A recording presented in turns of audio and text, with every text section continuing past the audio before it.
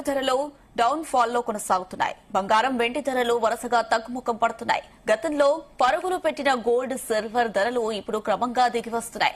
ఇవాళ కూడా స్వల్పంగా తగ్గాయి. అంతర్జాతీయంగా ఉద్రిక్తతలు పెరగడం, క్రూడ్ ఆయిల్ ధరలు రికార్డు స్థాయిలోనే ఉండడం వంటివి బంగారం ధరలు తగ్గేందుకు కారణమవుతున్నాయి. ఇక బులియన్ మార్కెట్ వర్గాలు చెప్తున్నాయి. హైదరాబాద్ లో 24 క్యారెట్ల 10 గ్రాముల బంగారం ధర 1,53,700గా ఉంది. 22 క్యారెట్ల 10 గ్రాముల ధర 1,40,890గా ఉంది. ఇక వెండి కేజీ 2,69,900గా ఉంది.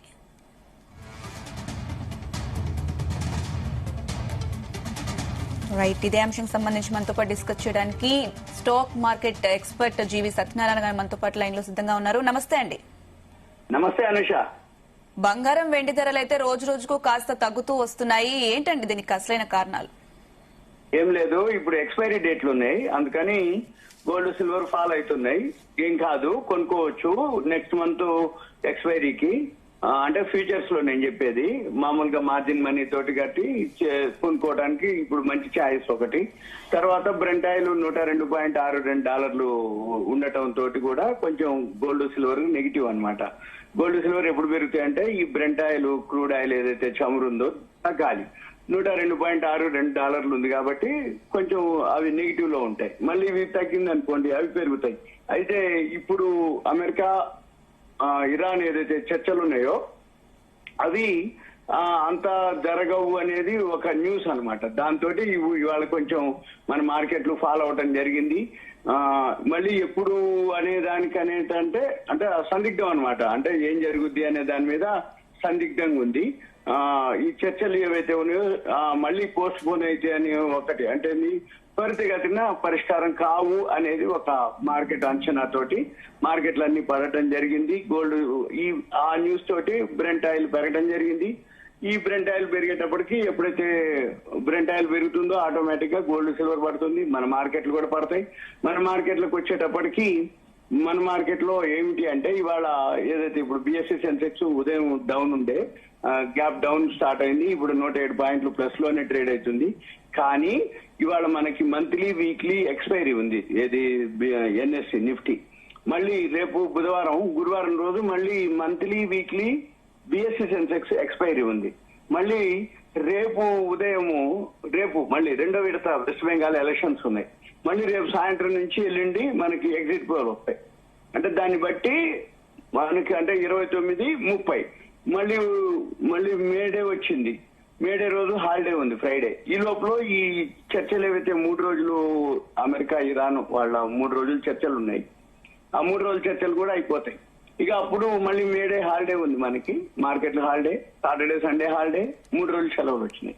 కాబట్టి ఒకటి ఎగ్జిట్ పోలు, ఒకటి weekly expiry, monthly expiry Nifty ఒకటి, మళ్ళీ బిఎస్సి సెన్సెక్స్ గురువారం తోటి ఎక్స్పైరీ ఒకటి.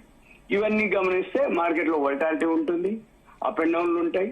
గోల్డ్, సిల్వర్ అయితే కొనుక్కోవచ్చు, ఏం కాదు, అవి కూడా ఎక్స్పైరీలు ఉన్నాయి కాబట్టి ఇబ్బంది ఏం లేదు. కొనుక్కుంటే తక్కువలోనే ఉంటుంది. మళ్ళీ తర్వాత నెక్స్ట్ మంత్ ఎక్కడో ఒక దగ్గర మళ్ళీ పెరిగినప్పుడు ఎగ్జిట్ అవ్వచ్చు వాళ్ళు. అంటే ఈ గోల్డ్ రేట్స్ అనేవి ఇంకా తగ్గే అవకాశాలు ఎక్కువగా కనిపిస్తున్నాయా? అంటే ఈ టైంలో కొనడం మంచిదంటారా, లేకపోతే ధరలు ఇంకా తగ్గుముఖం పడుతున్నాయి కాబట్టి ఇంకా తగ్గే అవకాశాలు ఉన్నాయా? అంటే ఇప్పుడు పెళ్లిళ్ల సీజన్ కూడా స్టార్ట్ అవ్వబోతుంది. అంటే ఏ టైంలో కొంటే మంచిదంటారు గోల్డ్? ఓకే, పెళ్లిళ్ళ సీజన్ ఆల్రెడీ అయిపోవచ్చింది. ఇంకో 4 ఉన్నాయి పెళ్లిళ్ళు, పెద్దగా లేవు, అయిపోవచ్చినాయి. మేలో కొన్ని ఉన్నాయి, ఇక జూన్ ఏదో ఉన్నాయి, అంతవరకే అయిపోతాయి. ఇక అయితే పెళ్లిళ్ళ సీజన్ సగం అయిపోయింది, దానికి క్వశ్చన్ ఏం కాదు.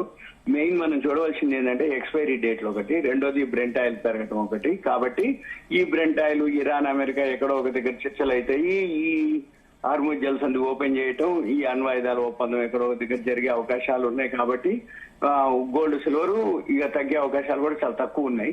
ఇప్పుడు కొనుక్కున్నారు అనుకోండి, ఏం కాదు. మళ్ళీ ఇవన్నీ క్లియర్ అయిపోతే బ్రెంట్ ఆయిల్ తగ్గిపోతే మళ్ళీ గోల్డ్, సిల్వర్ పాజిటివ్ లోనే ట్రేడ్ అవుతాయి. కాబట్టి ఇది మంచి అవకాశం కిందనే చూసుకోవచ్చు. కాకపోతే కొన్నది ఏదైతే కొనదలుచుకున్నారో కొంచెమే కొనుక్కోవాలి. అంటే ఎక్కువ కొనకుండా, అంటే ఒక 10%, 20% అట్లా. మళ్ళీ తగ్గితే మళ్ళీ కొనుక్కోవచ్చు. ఆ విధంగా చూసుకొని ప్లాన్ చేసుకోవాలి. అంతే తప్ప హడావుడిగా ఇంకా తగ్గిపోద్దని ఒక అంటే ఇంకా ఎప్పుడైనా కానీ ఎవరైనా కానీ ఏం చేస్తారంటే తగ్గేటప్పుడు ఇంకా తగ్గుద్దని అనుకుంటారు, పెరిగేటప్పుడు అవసరంగా మిస్ అయిపోయినవే అనుకుంటారు. కాబట్టి అట్లేం అనుకోకర్లేదు. మ్యారేజ్ సీజన్ ఎవరైతే ఉన్నారో వాళ్ళు అవసరాన్ని బట్టి పెద్ద కొద్ది మొత్తంలోనే తేడాలు ఉంటాయి కానీ పెద్ద మొత్తం తేడా ఉండదు. కాబట్టి అదొకటి. ఇప్పుడు ఏవైతే ఇన్ఫ్లేషన్ పెరుగుతుంది మార్కెట్ లో, అందుకని ఒకవేళ ఇప్పట్లో ఈ సద్దుమణిగిన Iran America issue Brent oil కనుక తగ్గకపోతే ఈ గోల్డ్ సిల్వర్ పెద్దగా పెరిగే అవకాశాలు కనబడట్లేదు. ఇప్పుడు $102 ఉన్నటువంటి ఈ బ్రెంట్ ఆయిల్ మొన్నటి వరకు యుద్ధం మొదలు కాకముందు $70 ఉండేది. ఈ 70 నుంచి 103. అందుకనే ఇప్పుడు పెట్రోల్ పంపులు, డీజిల్ బంకులు, ఇవన్నీ గ్యాస్ ఇవన్నీ బాగా అంటే కొని ముందే స్టాక్ పెట్టుకుంటారు. ఎందుకంటే రేపు రెండో విడత ఎలక్షన్స్ అయిపోతే మళ్ళీ పెట్రోల్ పెంచుతారు అనేది వార్త. అయితే పెట్రోల్ పెంచరా అనేది కాకుండా కానీ పెట్రోల్ పెరిగే అవకాశాలే ఎక్కువ ఉన్నాయి. ఎందుకోసం అంటే ఎప్పుడైతే ఈ $70 నుంచి $102 వచ్చిందో $32 పెరిగినప్పుడు అంటే 45% బ్రెంట్ ఆయిల్ పెరిగితే మరి ఈ ఆయిల్ కంపెనీస్ అంటే HPCL, BPCL, ఇండియన్ ఆయిల్ కంపెనీలు ఏవైతే ఉన్నాయో అవి లాస్ లోకి వెళ్ళిపోతాయి అనమాట. ఆ లాస్ లోకి వెళ్ళిపోయింది పూడ్చుకోవాలి అంటే కనీసం బ్రేక్ ఈవెన్ అంటే లాస్ లేకుండా ఉండటం కోసం కూడా 25 నుంచి 30 రూపాయలు పెంచే అవకాశాలు ఉంటాయి.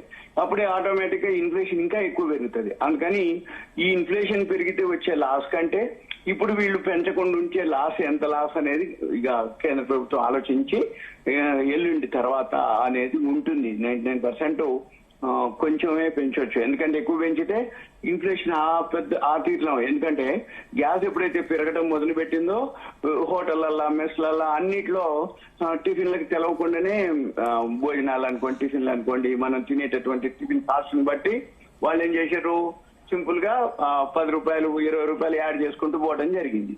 అందుకని ఇన్ఫ్లేషన్ ఎక్కువ శాతం పెరిగితే అప్పుడు ఇంకా ఎకానమీ మీద పెద్ద ఎఫెక్ట్ ఉంటుంది. కాబట్టి కొద్ది మొత్తం పెంచొచ్చు. లేదు అంటే పెంచకపోతే మళ్ళీ ఆ ఆయిల్ కంపెనీలు లాస్ లోకి వెళ్ళిపోతాయి. అప్పుడు కేంద్రమే బరాయించాలి, ఏది ఇండియన్ ఆయిల్, HPCL, BPCL. అందుకని ఏం చేస్తారనేది చూడాలి ఒకటి. ఇక రెండోది ఏంటిది, ఇప్పుడు ఈ 3 రోజుల్లో కనుక ఈ చర్చలు కనుక ఏదైనా జరిగి హర్ముజ్ జల్సన్ ఓపెన్ అయింది అనుకోండి, ఒక్కసారిగా బ్రెంట్ ఆయిల్, ఈ క్రూడ్ ఆయిల్ ఏదైతే చమురు ఉందో లోకి వచ్చేస్తుంది. అప్పుడు తగ్గిపోయింది అనుకోండి, ఆటోమేటిక్ గా ట్రాన్స్పోర్ట్ పెరుగుతుంది, మళ్ళీ ఆటోమేటిక్ గా మనకి క్రూడ్ ఆయిల్ అవైలబుల్ ఉంటుంది, ఆటోమేటిక్ గా మళ్ళీ మార్కెట్ లో తక్కువలో దొరుకుతాయి అనమాట. కానీ ఒకసారి పెంచిన తర్వాత తగ్గించడం చాలా కష్టంగా ఉంటది. అందుకని ఎక్కువ శాతం పెంచిర్రు అంటే ఇక పెరుగుదల ఉంటది, వీళ్ళు కూడా అలానే అలవాటు పడతారు ఏది పెరిగినప్పుడు. ఇక నెక్స్ట్ వచ్చేటప్పటికి మనకి ఒక గుడ్ న్యూస్ ఏంటంటే న్యూజిలాండ్ తోటి మనము టైఅప్ అయింది అనమాట. అంటే ఫ్రీ ట్రేడ్ అగ్రిమెంట్ అంటారు, FTA. ఈ FTA న్యూజిలాండ్ తోటి మనకి అయింది. అంటే ఎక్స్పోర్ట్స్ మనకి ఎక్కువ జరుగుతాయి అనమాట. అదంతా కూడా ఈ నెలాఖరు వరకు, ఈ సంవత్సరం వరకు 2026 ఎండింగ్ వరకు జరిగే అవకాశాలు ఉన్నాయి. ఇవన్నీ మనము గమనించాలి. అయితే ఇదంతా FTA ఏదైతే న్యూజిలాండ్ తోటి ఉందో అది 2010లోనే స్టార్ట్ అయింది. కానీ మళ్ళీ అనివార్య కారణాలతోటి మళ్ళీ ఆగిపోవడం జరిగింది. మళ్ళీ 2015లో కూడా జరిగింది, అక్కడ కూడా ఆగిపోయింది. ఇప్పుడు ఓకే అయింది. దాంతో ఏమైతుందంటే మనకి ఎక్స్పోర్ట్ అంటే న్యూజిలాండ్ జరిగితే సుమారు $5 బిలియన్ వస్తుంది అనేది, బిజినెస్ జరుగుద్ది అనేది. దాంతో 1.88 లక్షల కోట్లు మనకి ఫండ్స్ వస్తాయి అనేది. అంటే మన ట్యాక్స్ పే చేయక్కర్లేదు అనమాట. అక్కడ ఏంటిదంటే న్యూజిలాండ్ సుంకం ఏం లేకుండా మనం ఎక్స్పోర్ట్ చేసుకోవటం, అక్కడ అమ్ముకోవటం. దాంతో ఇద్దరికి అంటే మ్యూచువల్ గా వాళ్ళకి మనకి. అయితే దీంతో ఏమేమి ఉన్నాయంటే ఉదాహరణకి ఈ అగ్రిమెంట్ లో వస్త్రాలు అంటే మన బట్టలకి మంచి కంపెనీలు ఏవైతే ఉన్నాయో అవి బాగా పెరిగే అవకాశాలు ఉంటాయి. తోలు పాదరక్షలు అంటే చెప్పులు లాంటివి, రత్నాలు, ఆభరణాలు, ఇవన్నీ కూడా 100% ఎగుమతులు మనకి న్యూజిలాండ్ చేస్తాము. వాటికి సుంకం ఉండదు. కాబట్టి అంతకుముందు వీటికి 10% సుంకం పడేది, ఇప్పుడు అసలు 0 అనమాట. అంటే ఏమైతుంది, ఈ వస్త్రాలు, పాదరక్షలు, తోలు అంటే లెదర్ కు సంబంధించినవి, రత్నాలు, అవన్నిటికీ మనకి బెనిఫిట్ అవుతుంది. అందుకని మనం చూడవలసింది ఏంటిదంటే దీంతో పాటు కొంటే అంటే అగ్రికల్చర్ అనుకోండి, MSME అనుకోండి, చేతి వృత్తుల వారు, విద్యార్థులు, ఇవన్నిటికీ వాళ్ళందరికీ బెనిఫిట్ అవుతుంది అనేది ఒక అనౌన్స్మెంట్ చేయటం జరిగింది. ఇది ఇంతకు ముందే అనమాట. అంటే అగ్రిమెంట్ ఏదైతే ఉందో FTA మన పరిశ్రమల శాఖ మంత్రి పీయూష్ గోయల్, న్యూజిలాండ్ వాణిజ్య పెట్టుబడుల శాఖ మంత్రి టాడ్ మెక్లే అన్నమాట. ఆయన వీళ్ళిద్దరూ సంతకాలు చేయడం జరిగింది. ఇది లేటెస్ట్ అన్నమాట. అంటే ఇవాళ ఉదయమే వచ్చింది మనకి. అంటే న్యూజిలాండ్ కి ఇప్పుడు అన్నమాట. అంటే మన ఎకానమీ బాగానే ఉంది, జీడిపి బాగానే ఉంటది, కానీ ఈ బ్రెంట్ ఆయిల్ తోటే మనకు కొంచెం అన్నమాట. ఇది విషయం. సత్యనారాయణ గారు, మార్కెట్ లో కొన్ని స్టాక్స్ రిజల్ట్స్ అనౌన్స్ చేస్తున్నాయి. మరి ఎలాంటి స్టాక్స్ ని చూస్ చేసుకోవడం మంచిదంటారు? ఒక 2 రోజులు ఆగితే ఇప్పటికీ మీరు అన్నట్టు 5,000 కంపెనీల్లో సుమారు 200 వచ్చినాయి. అంటే ఇంకా 4,800 కంపెనీలు రావాలి. ఈ 4,800 కంపెనీలు మే 15 వరకు వస్తాయి. కాకపోతే మనము ఈ 3 రోజులు ఉన్నాయి, అంటే ఏప్రిల్ 30వ తారీఖు వరకు వస్తాయి మాక్సిమము. కానీ ఈసారి అట్లా కాలే. అంటే ఇప్పటికి ఇంకా రావాల్సిన కొన్ని వేల కంపెనీలు ఉన్నాయి. అవన్నీ వచ్చినప్పుడు మనం వీలైతే కొన్ని స్క్రిప్టులు ప్రతి ఎపిసోడ్ లో ఒక 4-5 అట్లా మనము, అంటే బిలో 100 అని, బిలో 200, బిలో 500 ఇట్లా, అంటే వాల్యూ ఉన్నటువంటి స్టాక్స్ సార్టింగ్ చేసి మనము చెప్పడానికి వీలైంది. ఏప్రిల్ 30 తర్వాత, అంటే ఫ్రైడే, సాటర్డే, సండే 3 రోజులు హాలిడేస్ ఉన్నాయి.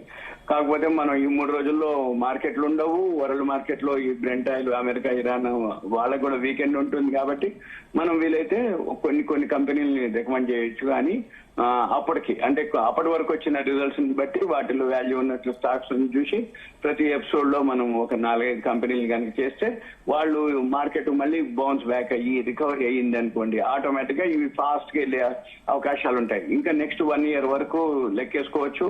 అంటే వాల్యూ ఉన్న స్టాక్స్ మళ్ళీ నెక్స్ట్ క్వార్టర్ ఉంటుంది. అంటే ఏప్రిల్, మే, జూన్, జూలైలో రిజల్ట్స్ వస్తాయి. ఈ 3 నెలల వరకు వాళ్ళకి ఎటువంటి దోకా లేనటువంటి షేర్స్ ని మనము చెప్పడానికి వీలైతుంది. ఒక 3-4 days ఆగి మనకాడ ఇప్పుడు 5,000 కంపెనీల లిస్ట్ వచ్చింది అనుకోండి. ఈ 5,000లో ఏమేమి ఉన్నాయి అనేది, ఏమేమి లేవు అనేది తేలుతుంది. అంటే ఇప్పుడు ఓన్లీ ఒక 200 వచ్చినాయి.